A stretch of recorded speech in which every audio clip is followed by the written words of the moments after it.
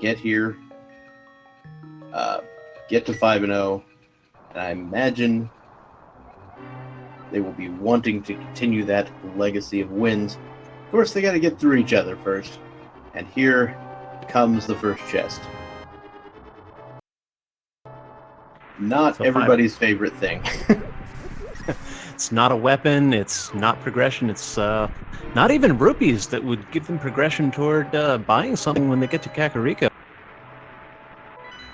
Oh, we've got an early map check from SpootyBiscuit. That is crystals at Eastern and Hera with a red pendant, it looked like, at Desert Palace.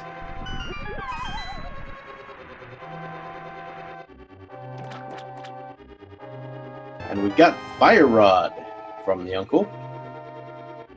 So it's not a bow, which is something you're always looking for when you see that crystal on Eastern Palace. Sometimes you're going to be looking to do Eastern Palace early, but that is not for today. And we see a green potion in a bottle coming out of the secret passage chest. And I would say, possibly more importantly, we see a bomb dropping from one of the first two guards in there. So that gives us access to those three chests in the back here of Escape. Yeah, our runners will not have to worry about coming back to that. And with the Fire Rod, you've only got so many shots you can fire to do farming, so it's very fortunate that our runners managed to get one bomb right there. Now, interestingly, with that green potion, they might have had a refill, but even with that, they're not going to need it. And we find a boss heart container in the map chest from our next chest Escape. Luckily, Spooty had taken some damage, so we know it was a boss heart container.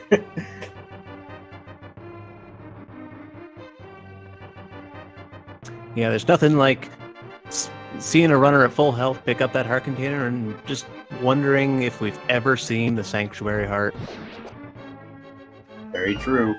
Now, bombs were never going to be a problem for this seed because there's a batch of them sitting in the boomerang chest. That also sets our runners up for the beginning of the seed in Kakariko. There are a couple of extra bombable walls that if they hadn't picked up any additional bombs, they would have had to route Kakariko rather strangely, going to the south and then back up. But that too won't be an issue today. Another great thing about Fire Rod Escape, one shot the ball and chain guard. Feels good, man.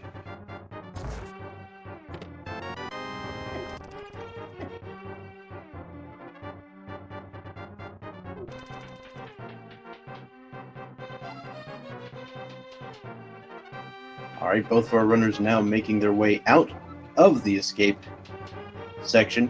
One of the things you'll notice is with these runners, you'll usually see some extra sort of knowledge about the movement here in this game. Like, if you watch subtly, there'll be some extra speed tech, like coming out of stairs and random things like that. Because otherwise you would lag if you go a certain direction. It's really interesting to learn about all these little techs.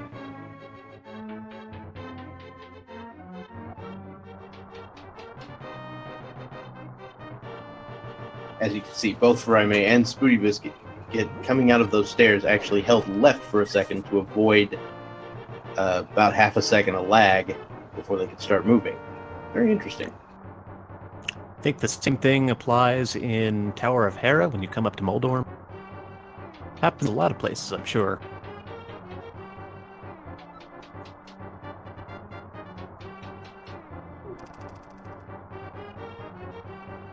Yeah, truly optimal movement in this game is very difficult. Which is why I will never actually pull it off.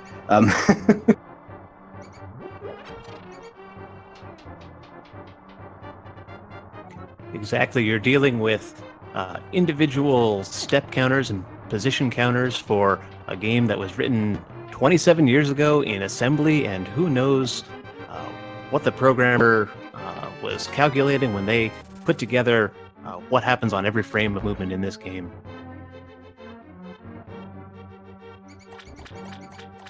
I imagine somebody knows, but it sure isn't me.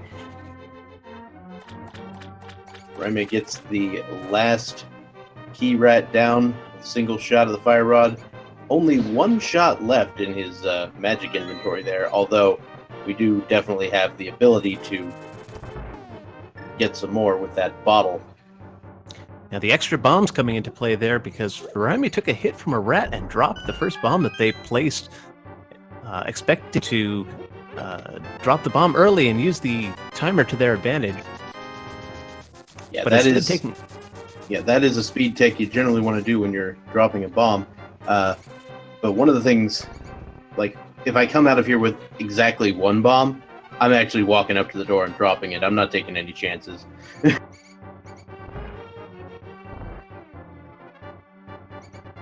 Sorry for walking over you there.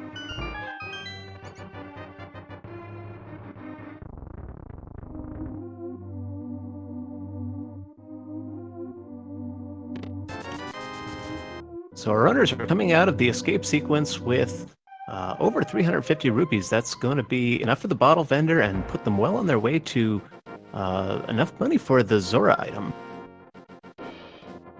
Otherwise known as the massive Zora ripoff, generally, but not necessarily. And we do see our first major divergence here. Spooty favoring information with Furaime favoring speed. The two routes these players are taking, one for SpootyBiscuit, will give him access to the knowledge of what is on the lumberjack chest. If that is a progression item, we know that Aghanim will be required, and Spooty will be looking for items that enable the Aga run fairly early. Speaking of such items, Furaime found one in the lamp in the Lost Woods location. Now, the lamp is not as strong of a signal as the cape early, but it is a pretty good signal. Yep. It's one of the, what I like to call the four horsemen of the Agapocalypse. It's a lamp, a sword, another sword, and a cape.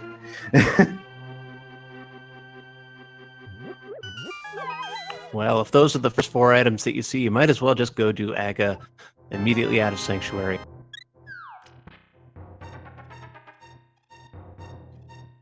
And Furaime stepping into Blind's Hut, going to be picking up 5 items here. The first of the chests, just a big 20, and some more bombs. More bombs still, and a piece of heart, so nothing in the front 4 there. Yep, but if they were going to have any worries about bombs throughout Kakariko, that is no longer the case. And there's the first sword in the back of Blind's hut. And that is going to enable them, if the seed requires it, to cut through the curtain that is at the top of Aghanim's tower. So, well, Dr. Bob, it looks pretty likely that they might have to do Aga's tower this seed. Yep, there's still plenty of locations to check, so it's not, guaranteed. But it is getting more and more likely.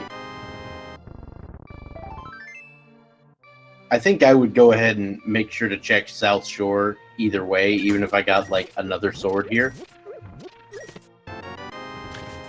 Exactly. The game can pull its punches pretty significantly. It only takes a couple of items grouped up, say on South Shore or even an Ice Rod Cave, and, suddenly you have Dark World access and your opponent who might not have checked that goes and does Aga.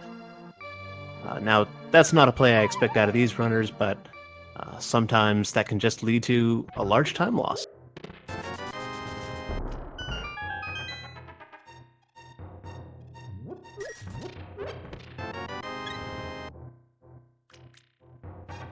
Yeah, after running a few numbers the other day, I found out if you have Aga access and no hammer or glove, your probability of having to go to Aga is 85%. And if you add the Moon Pearl to that, it actually goes up.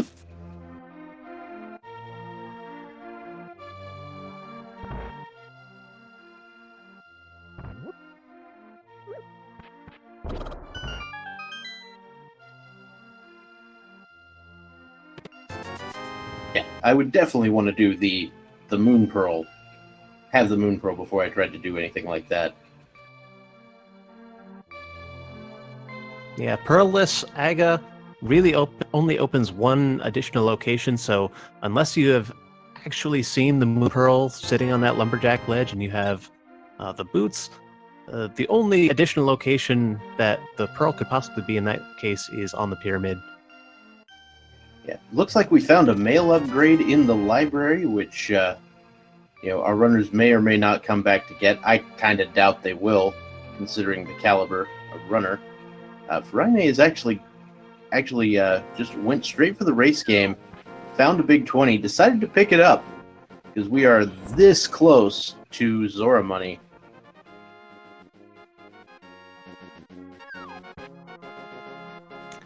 Still no gloves or flippers, which would be required to put Zora in the logic, but Furaime, I suppose, planning on doing some kind of fake flipper to get over to Zora.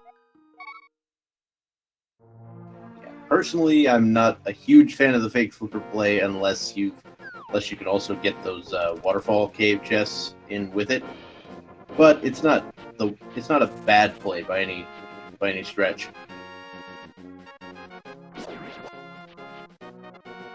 And of course, if these runners do it, it's clearly a good play, and I don't know what I'm talking about.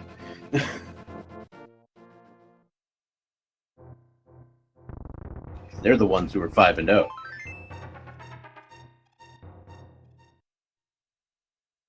There is a +5 arrow upgrade in the sunken spot, so nothing much else to go on at the moment.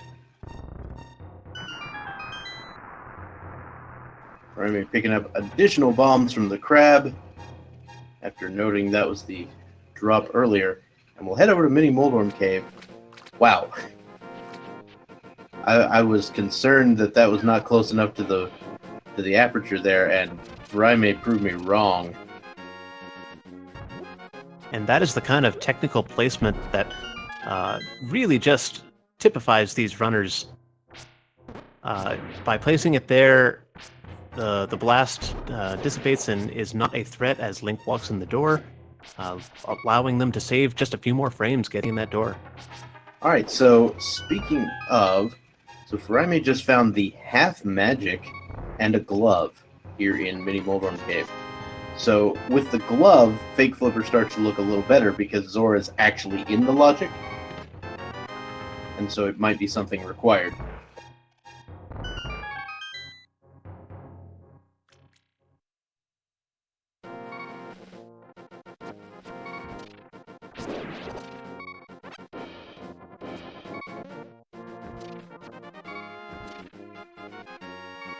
Yep, the first part of Death Mountain is in fact in the logic. That is correct. The mirror over in Ice Rod Cave, that gives us access to Tower of Hera.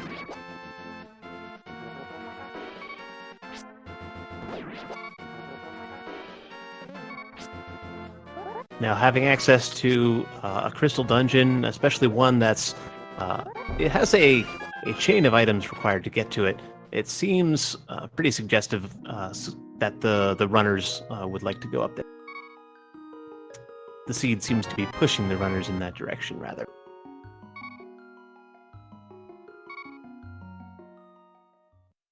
All right, so Furaime is going for that fake flipper play.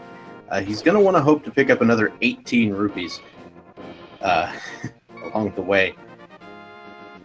I don't know what the prize packs look like right now, but it's pretty likely that this particular spot here, Hobo, has a big 20, so that's good. We'll see. Spooty also going for the fake flipper play, and Hobo has a big 20. Well, about 12% of all chests are big 20s. Seems like a safe play to make. So Hobo has a big 20. That got Furaime to 500, but he didn't go for it. He didn't go for the Zora play. Which also makes some sense considering we've got access to Hera. Right, and as you were mentioning, no access to that waterfall cave since the Moon Pearl is required to enable the glitch that allows Link to walk on water when coming out of the waterfall cave. Right, that is a perfectly reasonable line.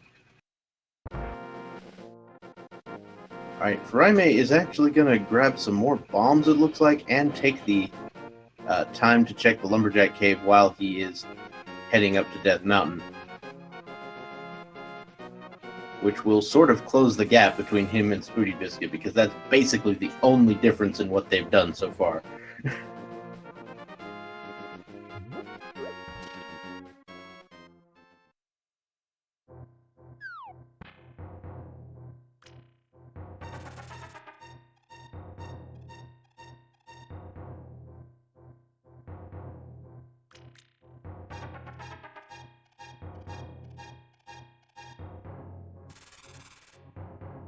And so Furaime and SpootyBiscuit both rescuing the old man now.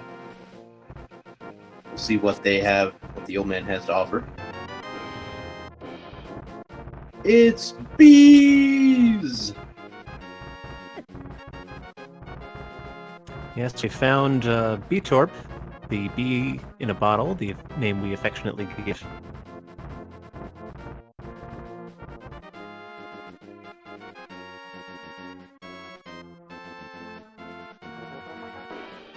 And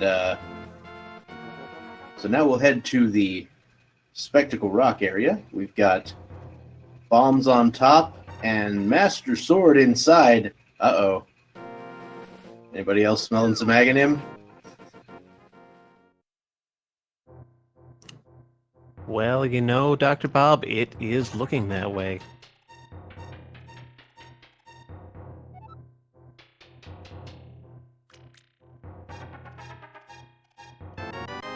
Now, since I have the mirror, I would actually be inclined to just do Aghanim anyway, and then, like, combine Pod and Eastern into one big thing.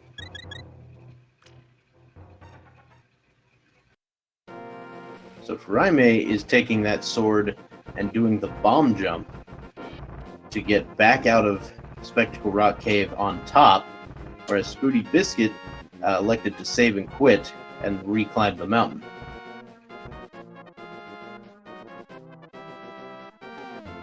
Right, and as you were alluding to before, neither of our runners have visited the eastern portion of Hyrule in either, well, all they have access to right now is the Light World.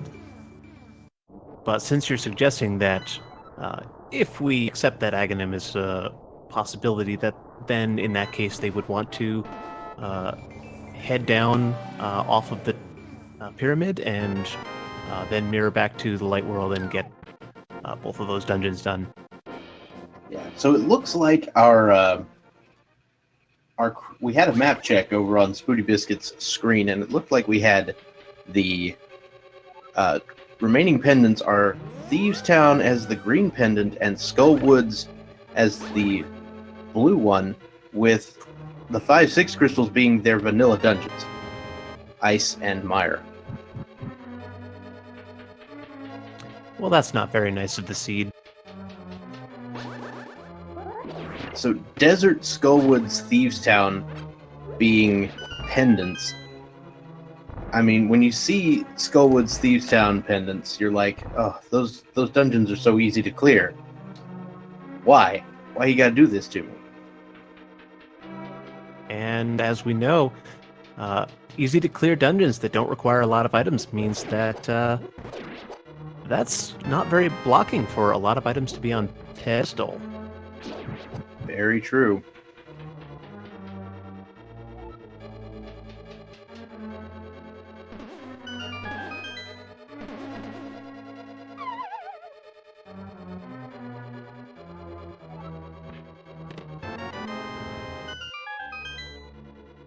And we note that SpootyBiscuit went ahead and grabbed the chest, the big chest, the old-fashioned way.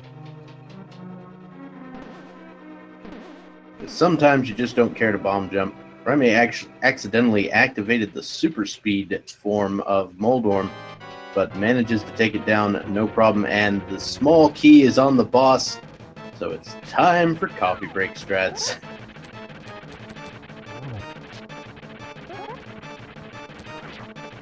SpootyBiscuit, meanwhile, taking his stab at Moldorm.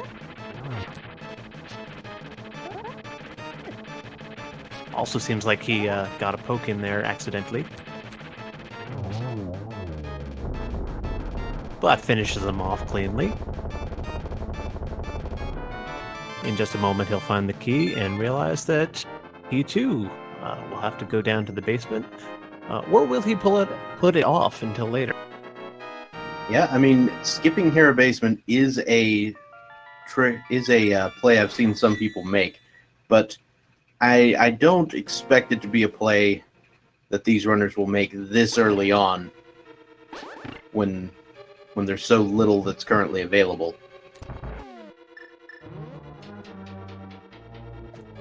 Right, without hammer or hookshot, the entire eastern portion of Death Mountain is closed to them. So these few chests that are in Hera, that's really all they have. Plus, you have to factor in that the seed gave them the tools to get to Hera relatively early. But it's just a big 20, so we're going to feel like we wasted a bunch of time there.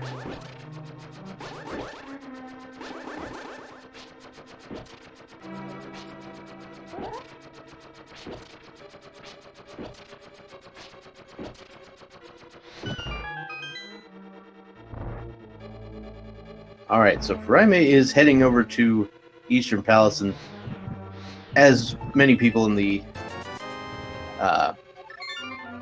many people in chat have stated, this is a perfectly good play to make. Not everybody would risk Aga very early.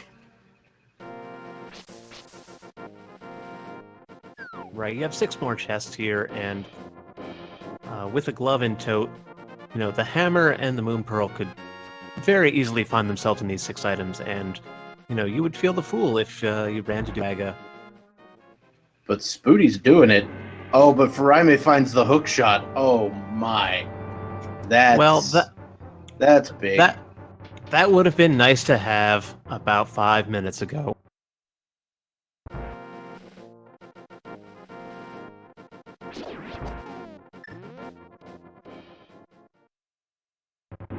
Alright, so with that, Furaime is like, I'm gonna go get those chests on the right side. Now, SpootyBiscuit says, enough is enough. I am going straight to do Aga. Yep. And so we'll get to see, you know, how cooperative Aghanim is today at the top of the tower. You know, it's still not guaranteed that this is a wrong play. We'll have to see what Furaime finds here in the Paradox Cave.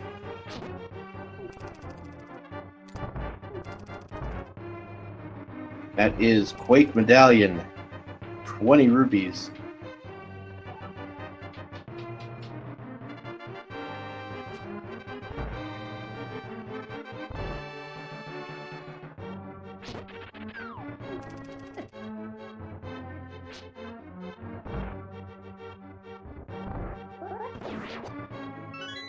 $10 bombs. There's the Moon Pearl, the Red Boomerang, Cane of Brian, and 10 arrows. But still no hammer. And no second glove, so it could be that the Aga play is still correct, although you would have definitely preferred to have gone to get the Moon Pearl first.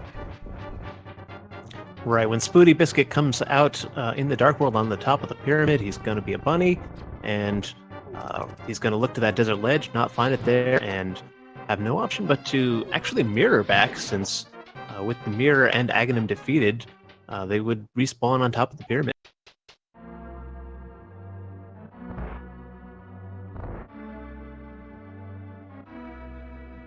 I might do this dumb thing where I would walk over to the eastern section of Dark World and mirror there, because I'm dumb.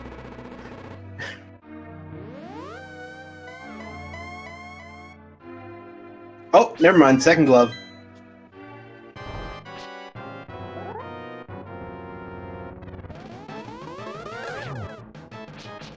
Now, this is still not completely ruled out, as the hammer could be over here on the right-hand side, and say the flipper's locked behind it.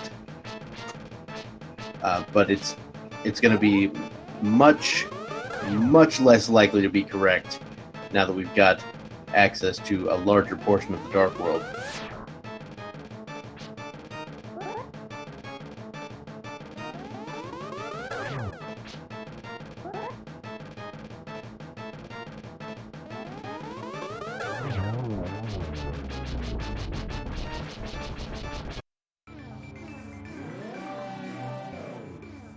The aforementioned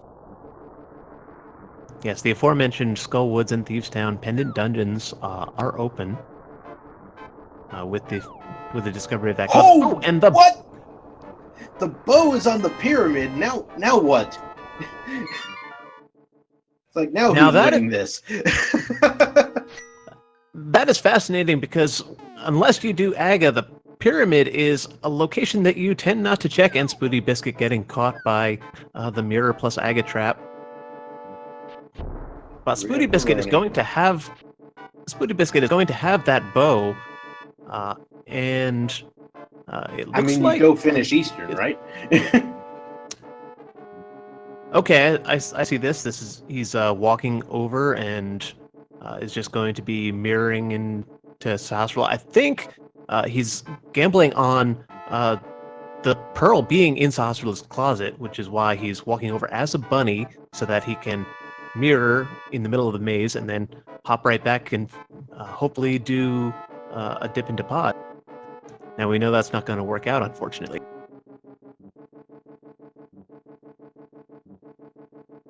Yeah, this is a time where I would not mirror in my traditional spot. My traditional spot literally leaves you no room to get out of Sahasrala's hut, except for that one thing. But here he's leaving himself some space in case it's not here, which makes sense. Meanwhile, Furaime is going to head to the west side of Dark World. We've got some major divergence now in our routing.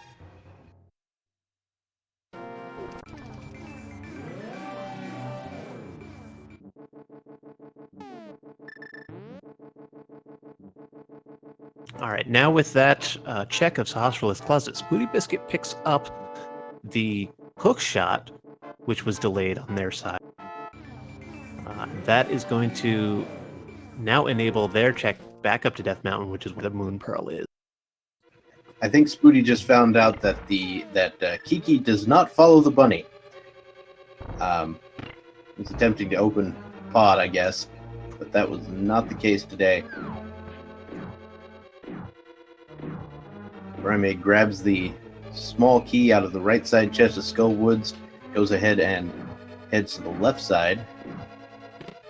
This is a nice way of routing this so you don't have to bother with it. Oh, there's the flippers, which means the Aga play is basically dead.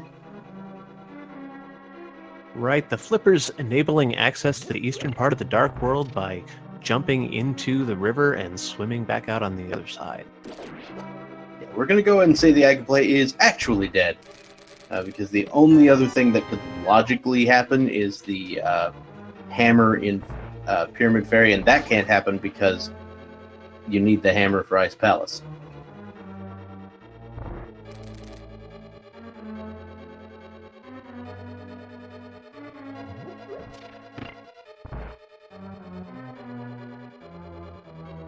Furaime finding the big key and heading back to the big chest of Skull Woods, hoping to pull an item out of there.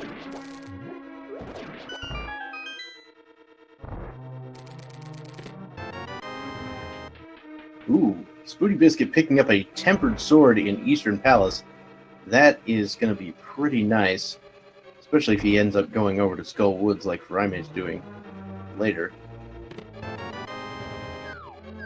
No guarantees that Furaime will actually go to Moth. And so far, that's a nope. Right, now with access to the mirror, there are a couple of chests on North Dark World that seem like tempting places to visit for Furaime, and that is what he's doing. Yep, you could take the Graveyard Ledge option here. It's a place that a lot of people don't like to check unless it becomes convenient early, and this is the only time it would ever be convenient. Though you might actually route in like a catfish check with this as well if you're looking to do obscure locations. Yeah, especially with those flippers, it is possible to cross the river and continue into Pod, possibly catfish. And of course, you could get that bow off a pyramid, which would be kind of insane, and basically negate any advantage that Spooty would have picked up from doing Aga.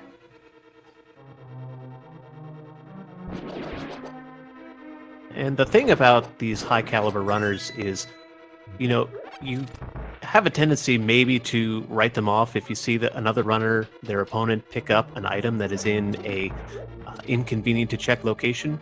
But every time I've watched these high caliber runners, they just surprise me in that they have a sense. So I would not be surprised at all to see Furaime picking up the pyramid check a lot earlier than one would otherwise be inclined to think. Yeah, I guess knowing that Aga could have been a play, doing the pyramid check kind of evens out that possibility.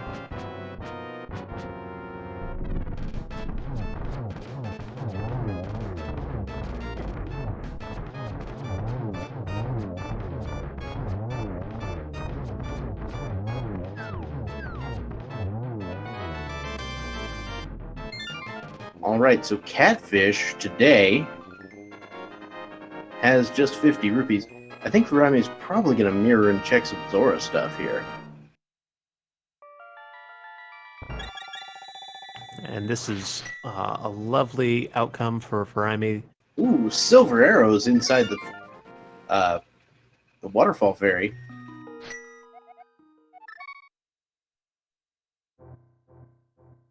We get to see the empty bottle message, or the no empty bottle message from the mountain. But to continue, this is a good outcome for Furaime because this whole area now gets to be crossed off the list and he will never have to think about it again.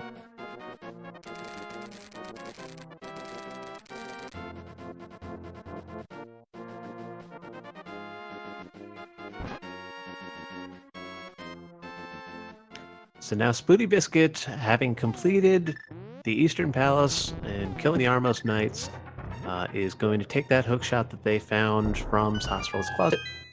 Oh! We have an ice rod coming from Furaime. This is the least ripoff I have seen in my life. The ice rod feels so good to find, and it's required. My goodness.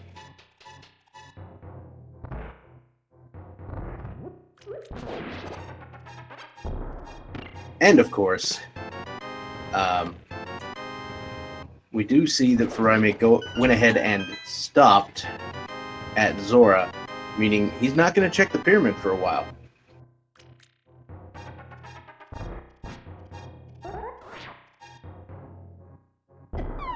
So SpootyBiscuit has just picked up the Moon Pearl. Unfortunately, misses the bomb jump, so I expect we're going to see him walk out and then walk back up, and it looks like Spiral Cave is going to be part of his routing, which is where he's going to pick up the Titansmiths. And at that point, he's going to realize, oh, the Aga play might have been a waste of time. Gonna get a big... Oh, no. There's the Ether Medallion in the chess game. And Furaime picked up Bombos, and I do not remember where that happened.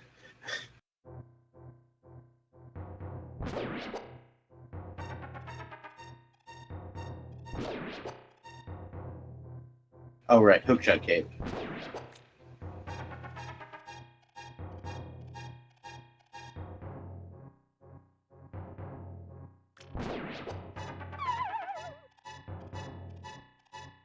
So all 3 medallions are now available.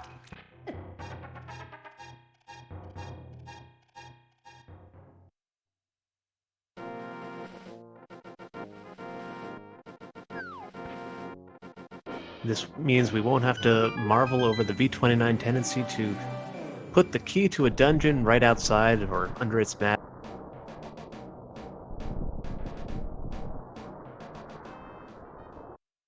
SpootyBiscuit heading up and doing Dark Death Mountain. Now, we recall that the flippers were in... Well, Furaime had just picked up a book. Now that is going to open the Desert Palace. And with the fire rod in tow, yeah, we have everything we need, except potentially boots, to do all the pendant dungeons. And the book to read the pedestal. Could this be the fabled mythical hammer pedestal seed?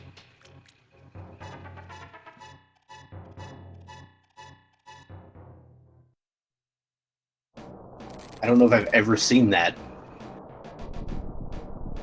It is certainly possible. I mean, you'd have to make sure that the Thieves' Town small key is available and that there's nothing in the chest. So it would have to be on the Maiden in order for Hammer on pedestal to be possible, because if it's not, then anything that blind drops is locked by the Hammer.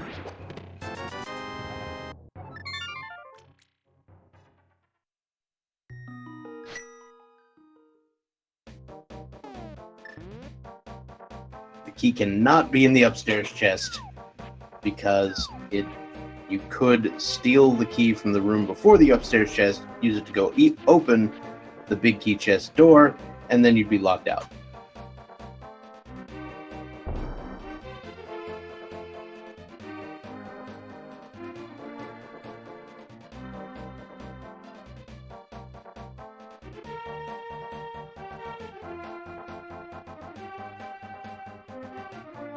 Now, Dr. Bob, have you kept a count on how many items that we have seen out of Thieves' Town?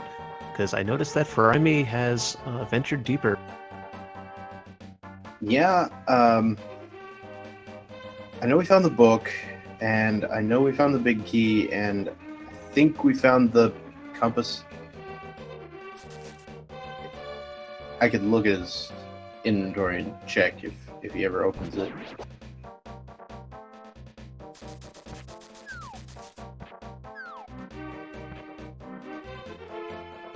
Okay, we had a shield.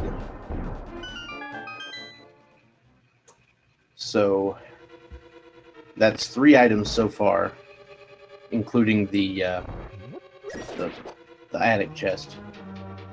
SpootyBiscuit is going to pod. So this could be a pretty big play as well.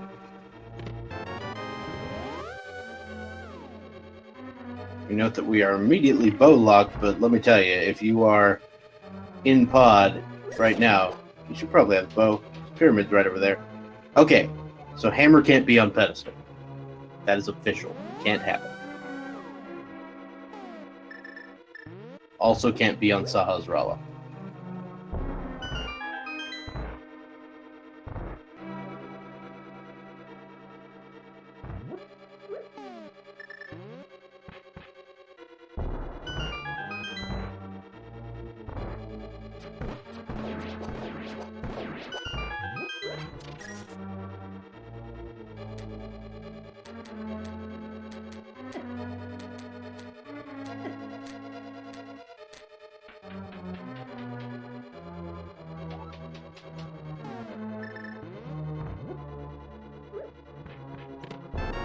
So Hammer can't be on the pedestal because if the small key is in the big chest pod, then, or not pod, Thieves' Town, then it is possible to steal the small key,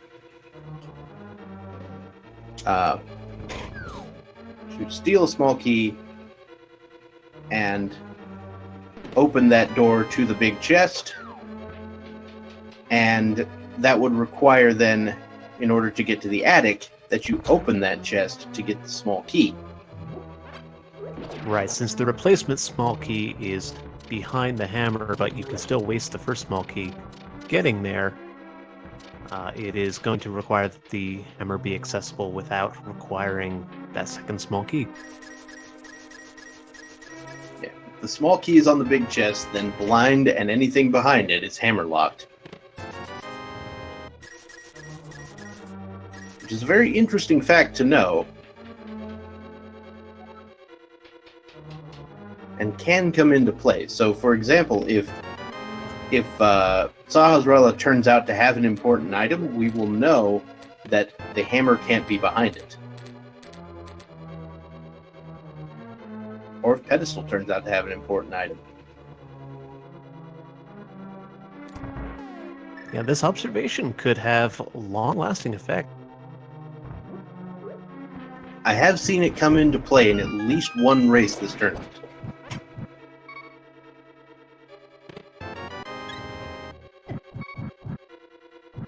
SpootyBiscuit finds a big heart in the dark maze of pod here. Poof! Dodging those fireballs like a champ. Another +5 arrow up, or bomb upgrade. Furaime finding some junk at the blacksmiths. And a burrito in the big chest of pod.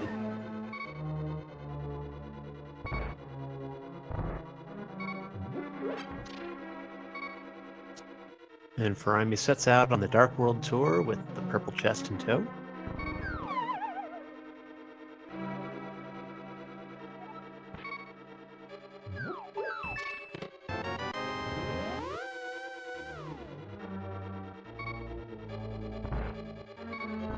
Yeah,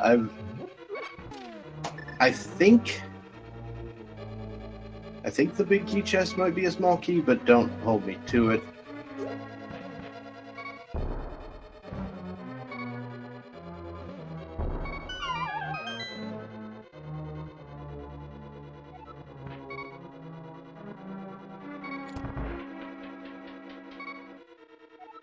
Alright, so there is a bottle at Stumpsman.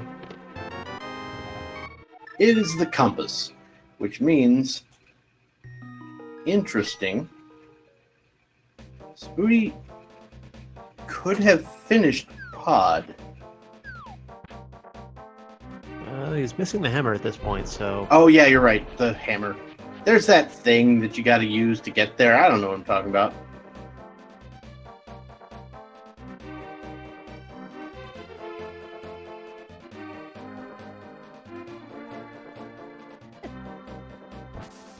Hey, Dr. Bob.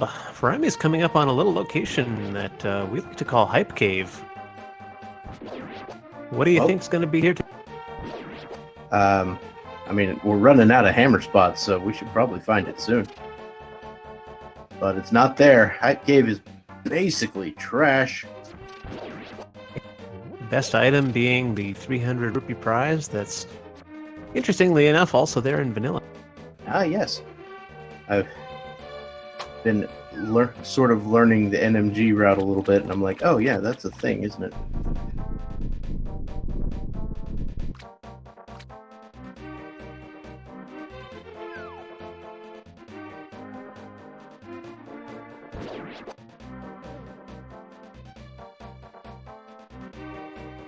We've got a prediction from our tracker saying that the hammer is in Ice Palace with a 90% probability.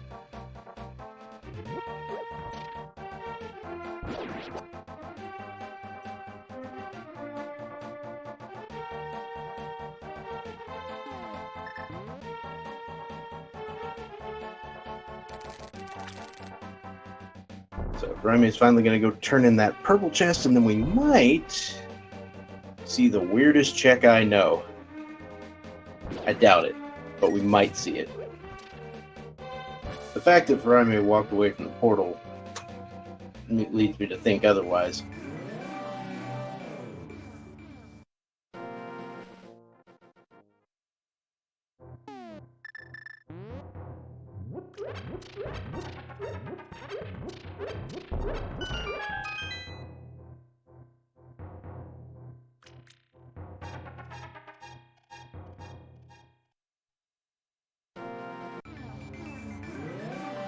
Alright, so SpootyBiscuit is now checking Graveyard Ledge, and it looks like he's going to be heading over to Skull Woods and potentially Thieves Town as well. Furaime using that book he got from Thieves Town to check out Desert Palace.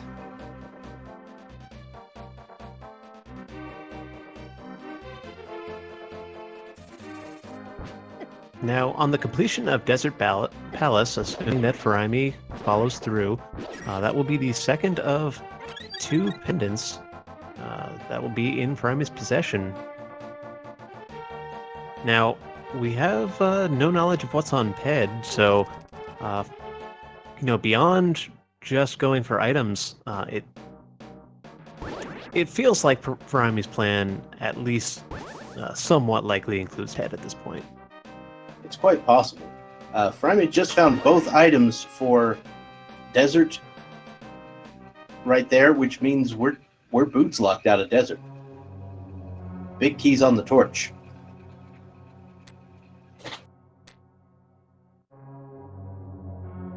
We also note that Furaime never went to the back of Skull Woods, if I'm not mistaken.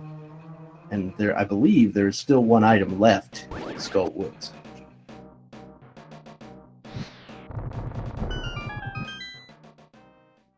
Spooty is going to go directly to Moth. Do not pass go, do not collect whatever items are in the front. Which includes the flippers. Oh, there are the boots! The boots are in Nagita's cave. Get out. So remember what I said about how we're not going to get to marvel at V29's seeming tendency to put the key to a dungeon right outside of it? Furaime is just gonna peace out from Desert, and my god, is this okay? Good. I thought he was gonna check the first chest in Swamp, which it could be a thing. On the SpootyBiscuit side, we see the Moth going down. There's the second item out of the Skull Woods, and the Moth goes down. It is only a big 20, but that is a pendant. Now, SpootyBiscuit doesn't have the book at this point. We know that that was in Thieves Town, so not going to be able to route in a ped check. Also, Spooty is going to be checking the bridge chest because he went straight to the back. Did not find the item out of the front. I believe we know that this is going to be whichever dungeon item we haven't seen yet. Yeah. And Furaime will now be picking up that bow, but still does not have access to the hammer. So pod is not necessarily something he can complete, but it does seem like the next logical step.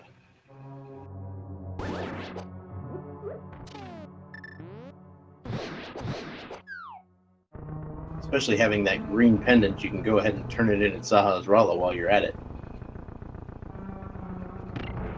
Right, now the next couple of steps that we expect here, we see that SpootyBiscuit is going to be doing the front of Skull Woods, and that is going to give the flippers. And it's actually at that point that SpootyBiscuit will know, okay, now I wasted my time on Aga, but Aga regret aside, the flippers are going to open up a couple of flippers lock locations. We know that the silver arrows were in the waterfall. So it looks like our Saha's Rala turn-in, you turned in one piece of green jewelry for another.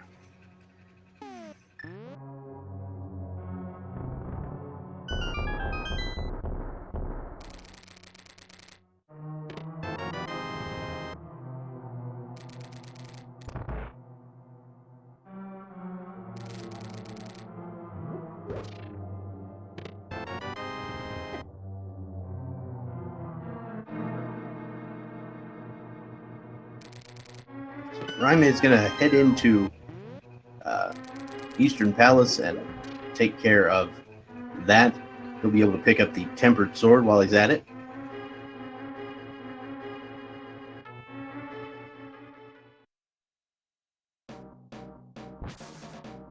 SpootyBiscuit now has possession of those flippers, and I imagine we'll be seeing a trip down into the Village of Outcasts.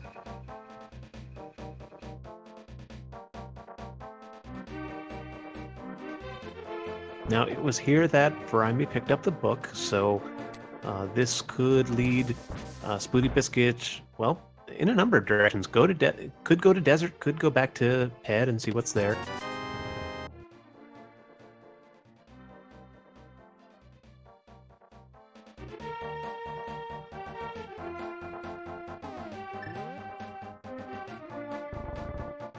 So the mean thing would be something like Ether Tablet.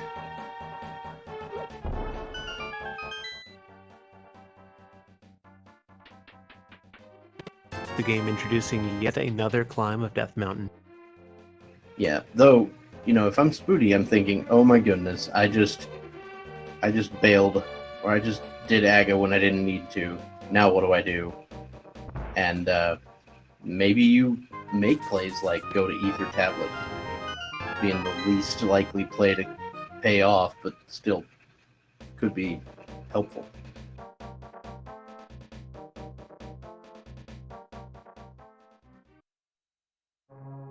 Exactly. If you feel you're behind, make higher variance plays.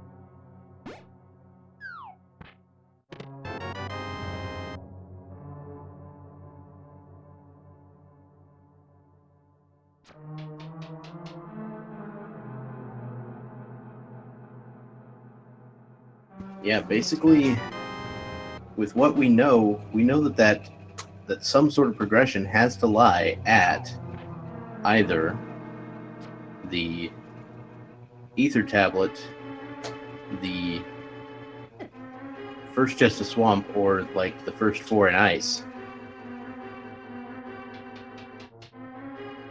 It's kind of gross.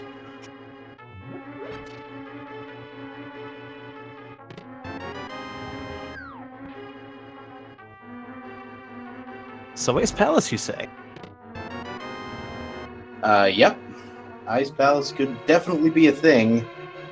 You know, Hammer and Ice is pretty cruel.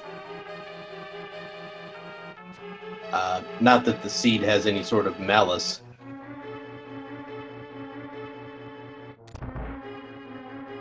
But I mean, what are you going to do, right? So, it's down to just a few locations. We'll see where Furaime decides to go after Eastern. I'm sure he's going over to Pod, possibly.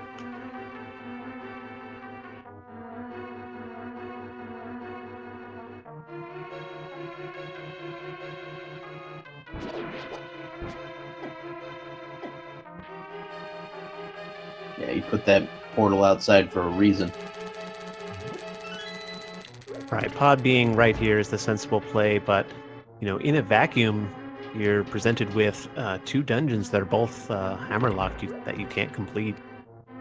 Neither one seems like a particularly good option.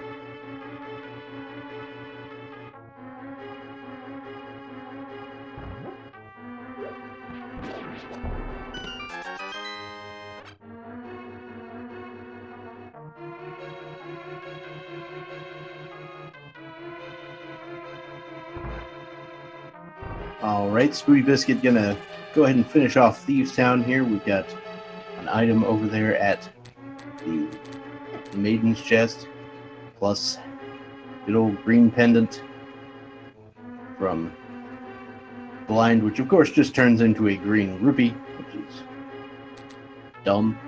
I believe dumb is the actual technical term for that.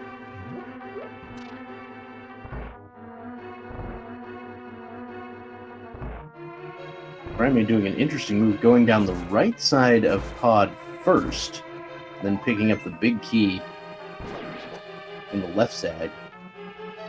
So,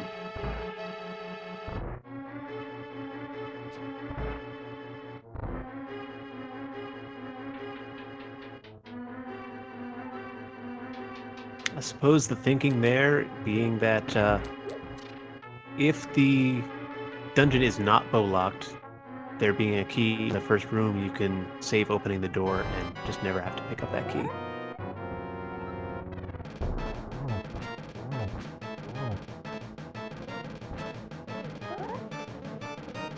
We got Furaime doing the hammer jump trick here.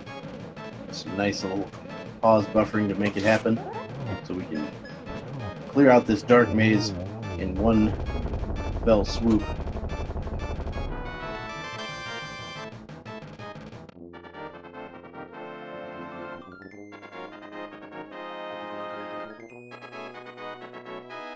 And there we go, SpootyBiscuit taking care of Blind. So we now have access to a few more locations for SpootyBiscuit. I believe we'll likely see some checks of these Smith chain locations.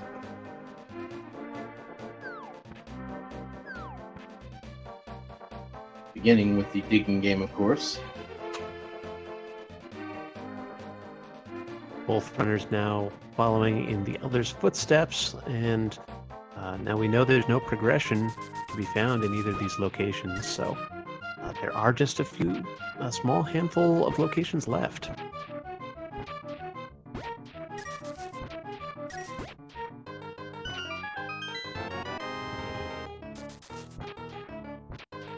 I haven't the foggiest what Spooty is doing here.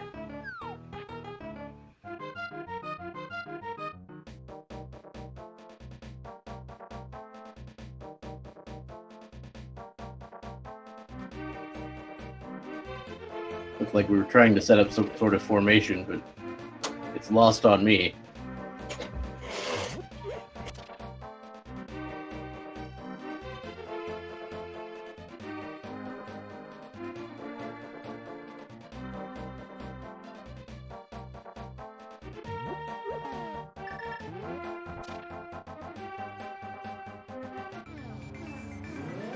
Alright, so Furaime is now piecing out a pod, and we'll see where he heads next. Oh, we're doing King's Tomb and Bonk Rocks, which we did not even discuss. We were so focused on the boot's implications for desert and the pedestal, and there's a flute! All right, there is the progression that we were looking for. Indeed, that's not, by the way, the flippers. Or, the hammer. Words. I know how to words. Now, given that we're holding all three medallions, we know that that completely opens up Meyer. And there's the Cane of Samaria, so rip pedestal. Like absolutely rip pedestal right there. And to be fair, I have seen the hammer in Meyer way too many times.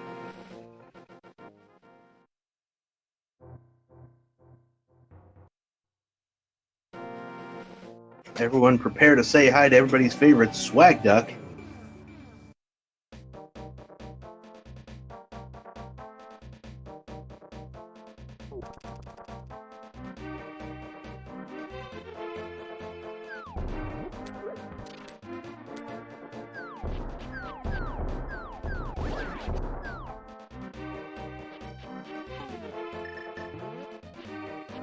And Furaime will now be heading to the Meyer area. We can see what's in the shed, the checkerboard cave, and of course, Meyer proper.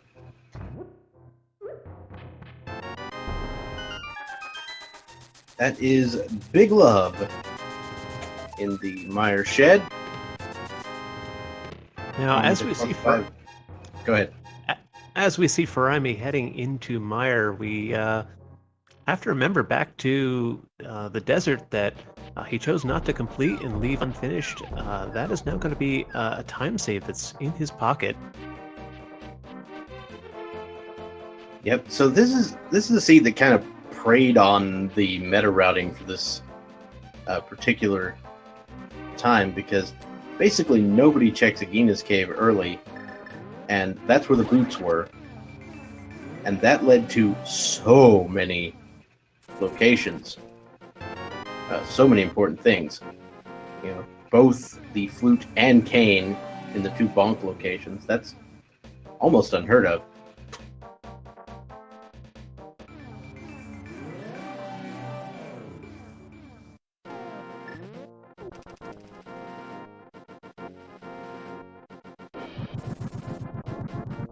So the reason the hammer cannot be on the pedestal is because if the small key is in the big chest, there's the hammer. See, it's in Meyer. It's where it always is.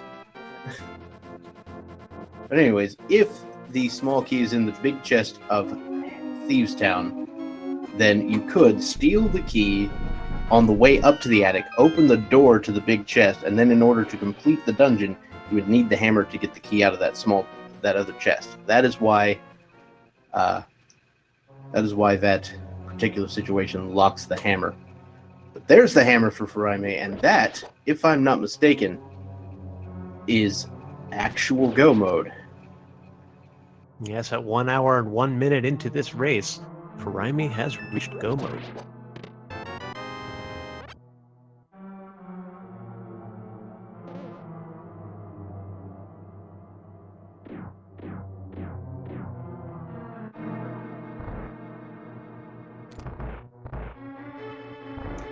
Furaime taking advantage of the key logic knowledge in Misery Mire that if a small key is in the compass chest, then the big key has to be upstairs in the cutscene chest.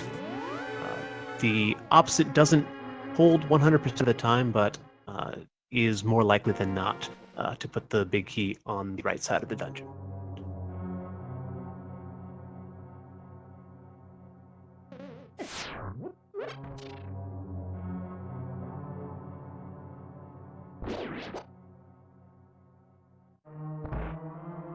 Well, there's the big key right there in the chest that, I like it to be in the least, but Furaime went for it early, so that is going to do it for Meyer. I wonder if he set up the special trick for Meyer here. The spooky action glitch, as they call it.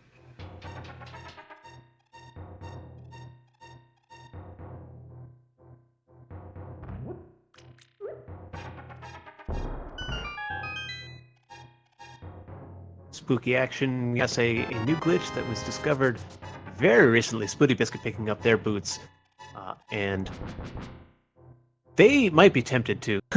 A few Rage Slashes not happy with those boots locations. They might be tempted to dive further into desert at this point. And it looks like Furaime did get it set up, so that one didn't happen. Uh-oh. He's having trouble getting it to work.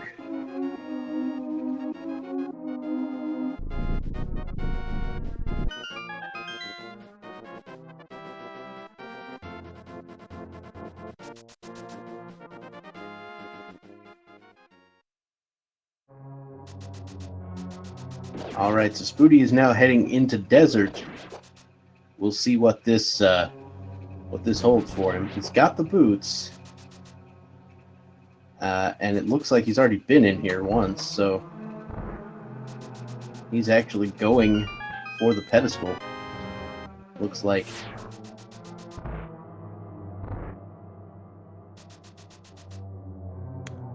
Yeah, it looks like Spooty is going to be making some gambling plays here. He must feel he's behind.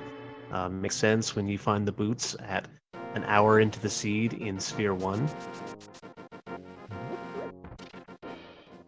But a ped gamble could be on the books for Spooty.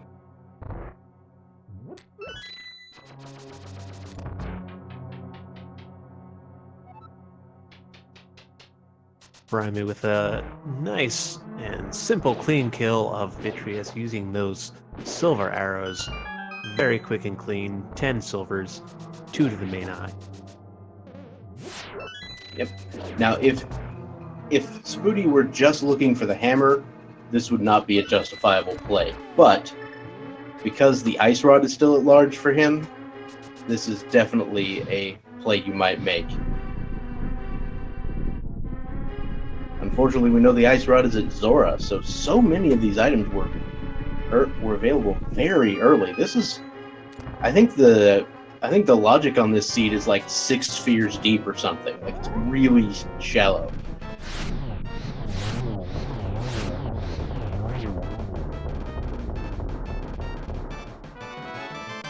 Perfect landmo fight from Spooty. All right, that is going to give Spooty 3 pendants. Are we going to get what I think we're going to get, Dr. Bob? Well, we might. We might get to actually see the contents of the pedestal retrieved. I mean, at this point, if you're going to it, you might as well just pull it.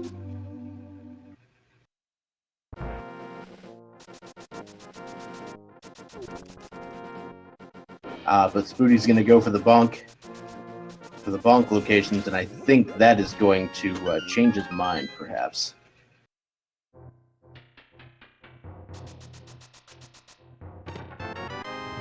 This is just going to feel worse and worse, though.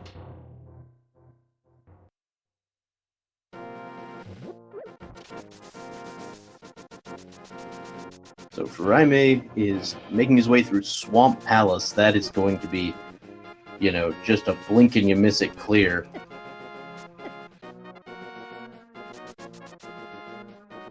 So Furaime is in a situation where even I wouldn't be checking, like, anything. Maybe one chest or two looking for mail upgrade, but we know where one of those is, and he clearly doesn't need it.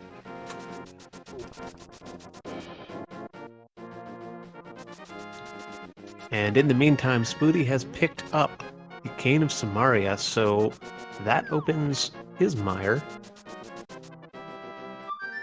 And we will once again get to say hi to Swag Duck as he gets freed from that statue. Who puts a bird in a statue? That's what I want to know. Who does that? Who throws a shoe? Honestly. Exactly.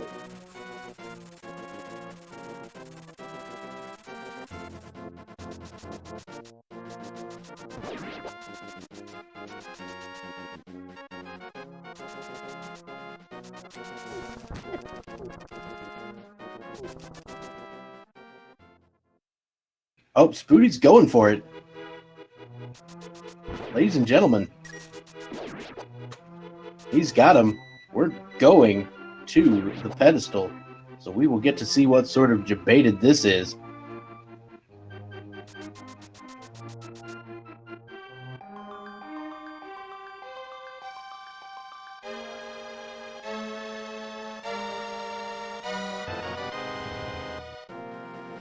Oh, it's the other mail upgrade. Oh, wow. And while that was happening, we missed an excellent Argus kill from Furaime. Doing some very technical strats to get down, to get Argus down in, I think it was 0 cycle with the Tempered Sword, which is really hard to do.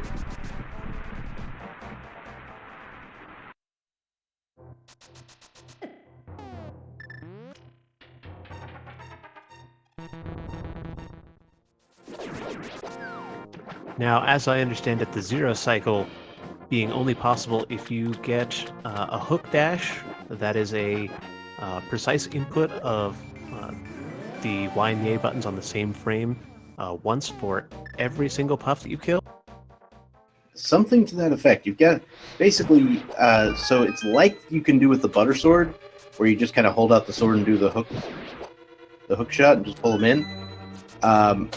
But you have to dash in order to make sure that the sword deals its full damage instead of its poke damage.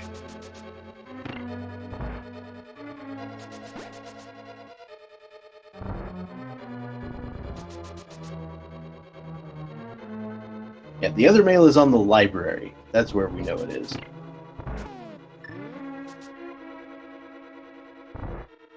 Alright, so Spooty is now heading into Misery Mire, which means he's going to pick up that hammer and be well aware of the situation he is in, I imagine. And unfortunately, the item that eludes SpootyBiscuit, assuming he picks up Hammer, which is very likely here, is going to be that Ice Rod. And that is the item you never want that to be your Go Mode item, because that can be literally anywhere. Oh, it's the worst. It's the actual worst, basically.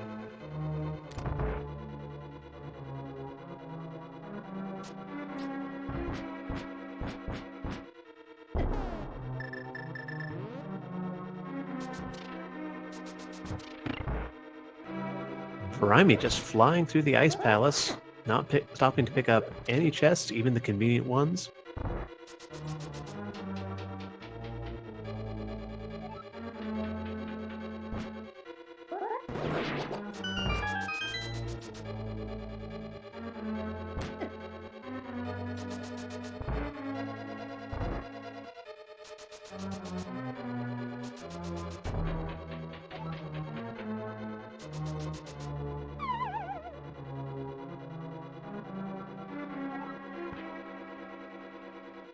Yeah, basically the only thing that would grant you any faster time, potentially, here would be a sword upgrade, and most runners of this caliber do not need a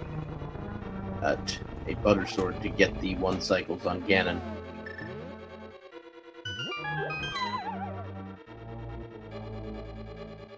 Alright, SpootyBiscuit also aware of the key logic, and is going to be able to save the time by going straight to the right side of the dungeon, big key. And on the left side of your screen, a absolutely perfect, clean, cold stare kill from Furaime. Mm-hmm.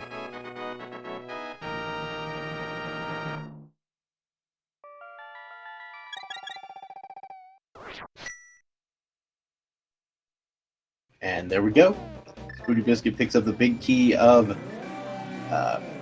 Mire, and is actually going to head out this direction because he used his keys elsewhere.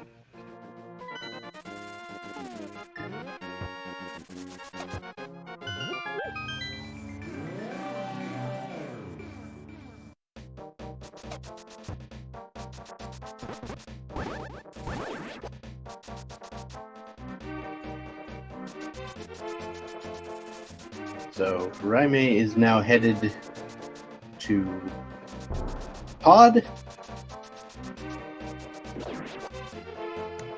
And that will leave only Turtle Rock behind, and a single remaining Death Mountain climb after that.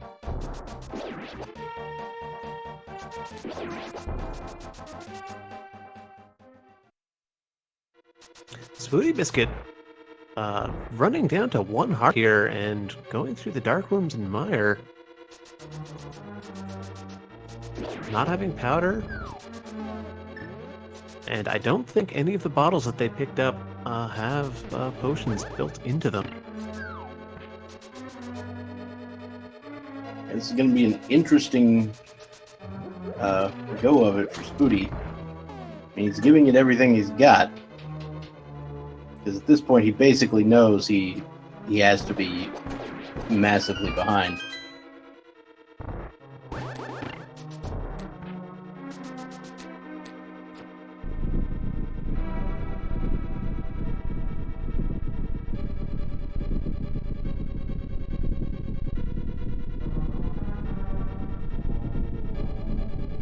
No silvers either. So this is not only a 1 heart Vitreous, but it is a 1 heart Vitreous without silvers. We're using arrow strats on Vitreous, but that means you got to hit each eyeball with 3 hits. And then the main eyeball has to be hit with 8.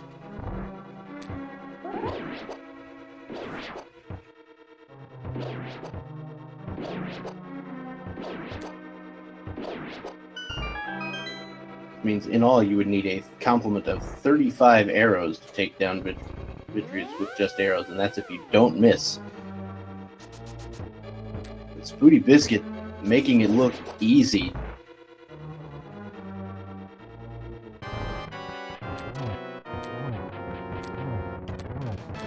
SpootyBiscuit picks up the small key and a crystal from Vitreous as Furaime heads into fighting King Helmasaur.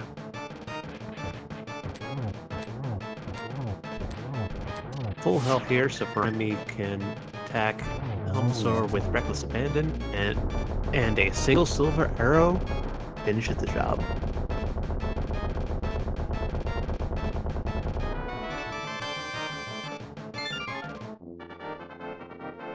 Helmasaur has the shovel for all your digging needs. Shop at Helmasaur's Hardware. Never know when you're going to need to dig up some arrows for the Ganon fight. Alright, so time to head up to Turtle Rock for the final dungeon.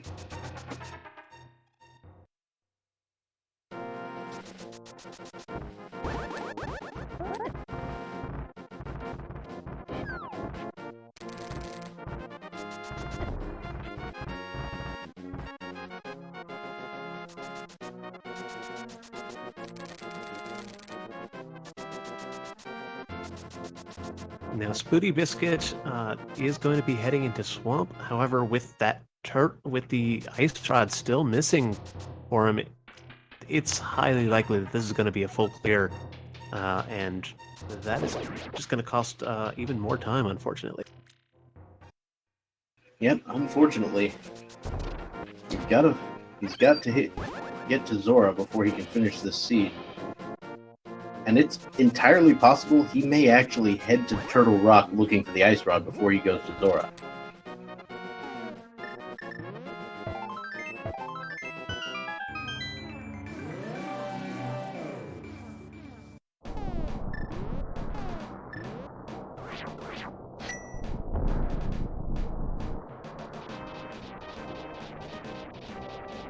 And Furaime goes ahead and opens up Turtle Rock.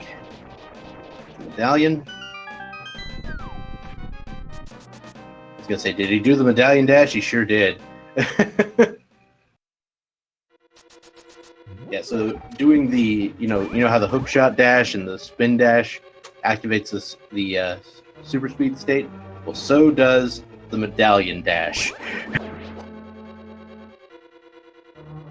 Well, today But that's I learned about something. the only place it's ever useful. It's right there.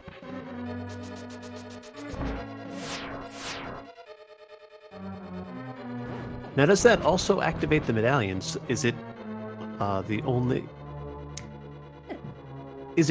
useful anytime that you don't want to use the medallion? Not really, because the medallion animation is so long, you wouldn't make up the time for the speed gain.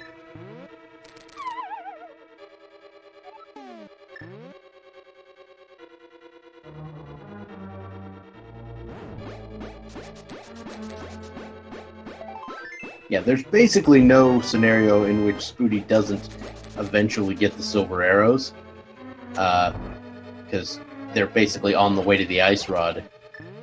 Unfortunately, it does mean that SpootyBiscuit is going to have to take a little more time. So Spooty has just skipped the left side of Swamp. Now, these are the kind of gambles that when you find yourself in this position, you kind of have to make if you want to get yourself back into a race like this. You just have to accept that, okay, if it's on the left side of Swamp, then it's just going to put me further and further behind. But when when it's not there, it's a time save. Right, so Spooty actually went for the is going to go for the big chest here in Swamp, and found it pretty interesting that he was able to get that key dash strat to get the to keep the staircase from eating him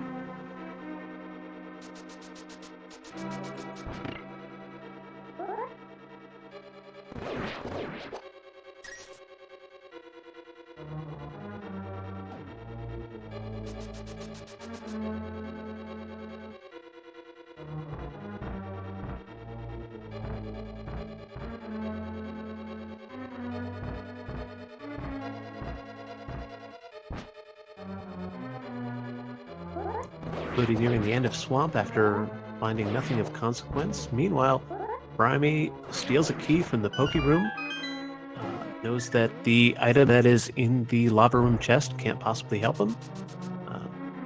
Now, he is going to be checking the big chest because he doesn't have the requisite number of keys. Right. And if the big chest turns out to have a small key, then you can just skip everything else from that point on, giving you a slightly higher chance of being able to completely skip the laser bridge. Unfortunately, not paying off.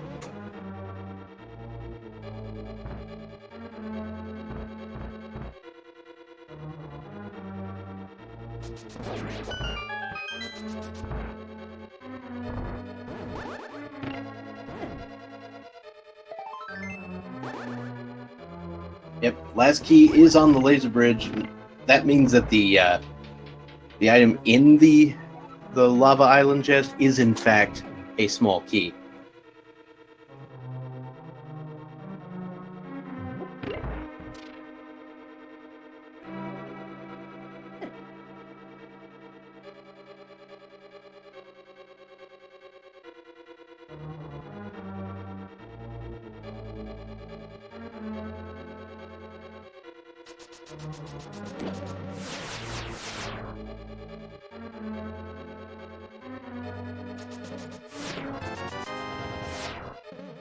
So there is a red rupee, a piece of heart, Also red. there's the small key, and Furaime, I imagine, has no real interest in continuing to find the contents of that fourth chest, which I imagine is probably a dungeon item at this point.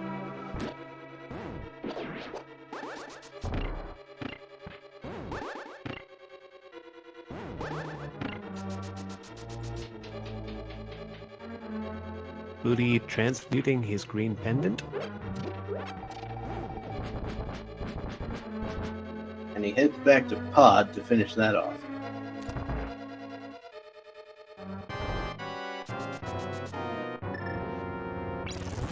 Now we see Furaime going for the zero cycle on Trinex. This is a very close timing. I think zero cycle with tempered is not actually possible. But one, I mean, I could be making that up. No, I think you're right.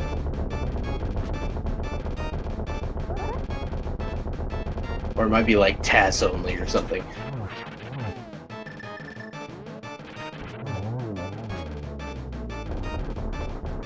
Furaime with an extremely clean Trinex skill.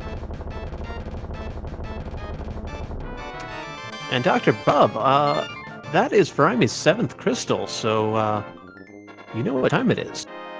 Yep, it is time to do the good old-fashioned big key guessing game. Now, we're not on the speed gaming channel, so there's no bot to do that, but if you like to put in your guess for where you think that big key is, played one putting in one of my favorite twin primes with for the Ganon Tower big key. There are 22 locations where that can be. 1 to 22, that'll give you a spot. There's no real prize here other than eternal fame and fortune, except not really.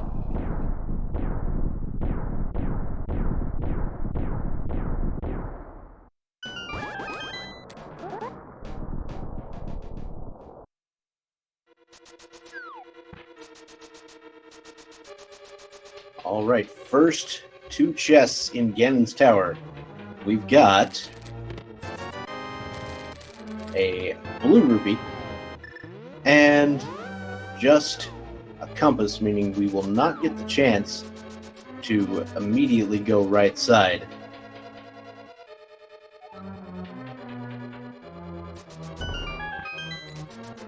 Bad news, Dr. Bob.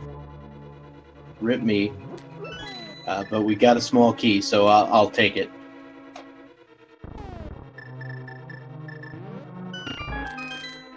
Except that Bob is not actually associated with me in any way. That was around well before I came on the scene. So we've got 4. There it is, number 5. The big key in the Stalfos room, chest number 5. And Furaime will now be heading up Gen's Tower for what looks to be a pretty brisk clear time.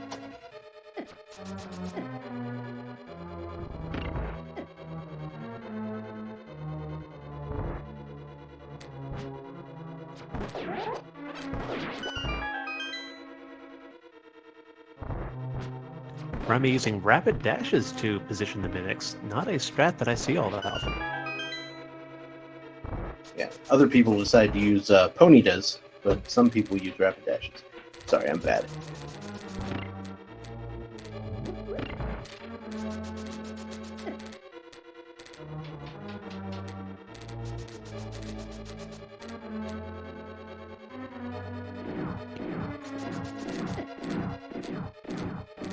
Furaime getting a nice little dash down the Cannonball Run room.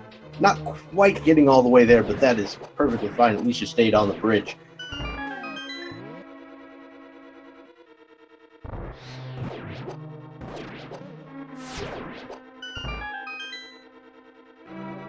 Two clean rooms out of the gauntlet so far, and now we see SpootyBiscuit picking up the silvers, but more importantly, heading into the Zora area, and this is where the full go mode is going to be acquired. Going to be able to pick up the ice rod, and then probably just, whatever frustration he can express through the use of his video game avatar, I think he might do at this point.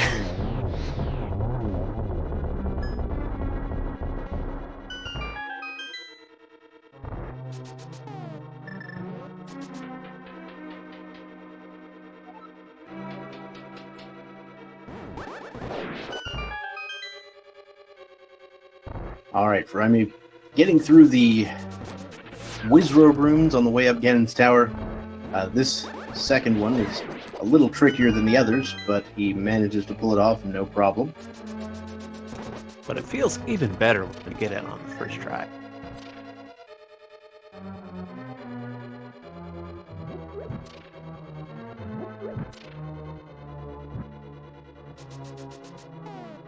SpootyBiscuit, knowing that there's no time to waste, having picked up that ice rod, that is go mode, and with 2 dungeons remaining, he's going to be blitzing his way through ice and then trying to race up Turtle Rock. Meanwhile, we see Furaime approaching the top of Ganon's Tower.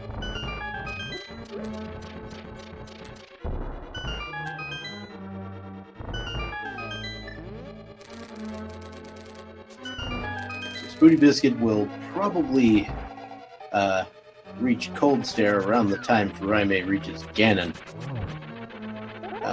Possibly. Or maybe by the time Furaime beats Ganon. I'm not sure what the timing is on this. I know that Ice Palace can be pretty quick if you're go-moding it. Hey! So Furaime picks up the very last chest. We find a bottle with some blue potion in it. Which, to be fair, not the worst thing to find before going to Aga. Before going to Aga 2, that is.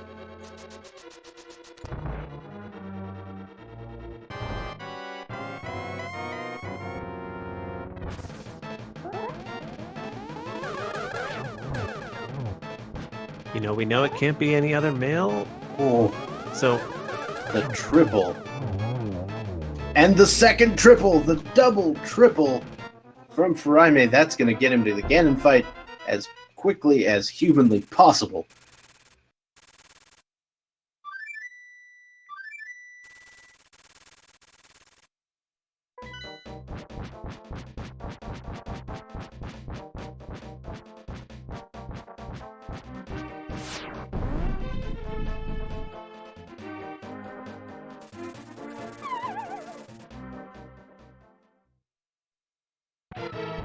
I mean, now dropping into Ganon. Ganon going to be quoting what I believe is Pink Floyd. Yeah, that is what I'm told. I would be lying if I said I'd actually heard the song. That makes me a bad person, I know.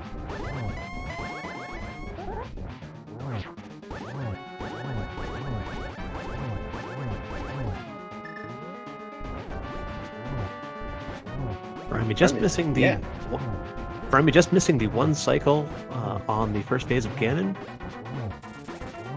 I'm going to use some Brian strats here to get enough slashes in on Ganon for phase 2. And also to deal with those fire bats as we head to phase 3.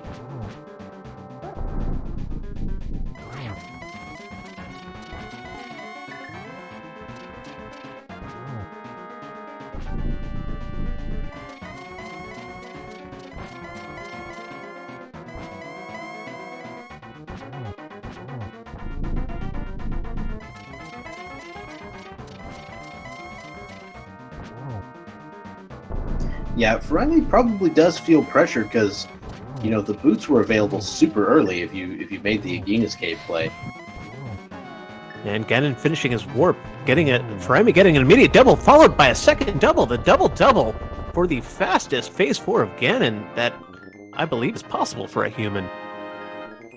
Yeah, I have heard of the TAS-only quad arrow, but good luck with that. And get your GGs in chat, ladies and gentlemen. Furaime finishing with an official time of 1 hour, 31 minutes, and 52 seconds. Very nicely done. We'll see if we can get Furaime to join us.